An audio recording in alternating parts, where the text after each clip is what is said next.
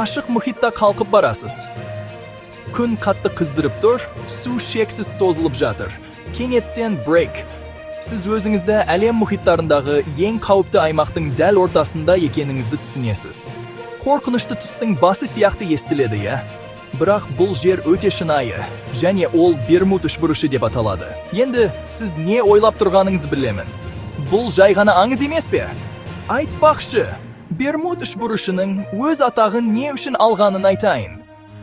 Флорида, Бермуд, Пуэрто-Рико, бұл жұмбақ мұхит аймағы жүздеген кемелер мен ұшақтардың із-түссіз жоғалып кетуіне себеп болды. Кейбіреулер оны магниттік аномалиялар деп айтады. Басқалары кенеттен болатын дауылдарды кінәлайды. Ал кейбіреулер тіпті бөтен ғарыш кемелері туралы сыбырлайды. Себебі не болса да қауіп шынайы. Бірақ мұнда бір ерекшелік бар. Бермуд үшбұрышы мұхиттағы жалғыз қауіпті аймақ емес. Келіңіздер, Немо нүктесі туралы сөйлесейік. Ол туралы естігенсіз бе? Бұл мұхиттың қол жетпейтін полюсы, жердегі кез келген құрлықтан ең алыс нүкте. Егер сіз мұнда қалып қойсаңыз, сізге ең жақын адамдар сізден жүздеген километр жоғарыда халықаралық ғарыш станциясында ұшып жүрген ғарышкерлер болуы мүмкін. Құтқару жоқ, көмек жоқ. Тек барлық бағытта шексіз көк түс. Содан кейін Антарктиданы айналып жатқан оңтүстік мұхит бар. Мұндағы толқындар 60 футтан асып кетуі мүмкін. Жел реактивті қозғалтқыштар сияқты гүлдейді. Ал су соншалықты суық, ол сізді бірнеше минут ішінде мұздатып тастайды.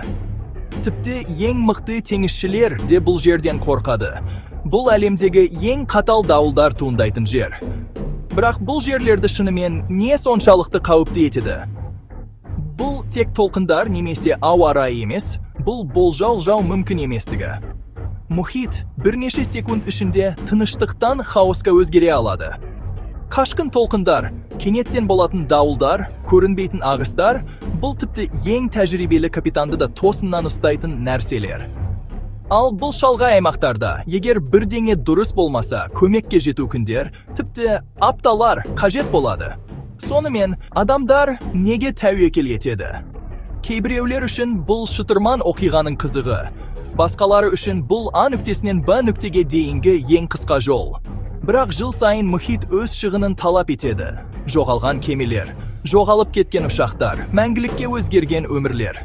Келесі жолы жағажайда толқындарға қарап тұрғанда, есіңізде болсын, сол әдемі көк беттің астында мұхит қиялдан тыс құпиялар мен қауіптерді жасырады.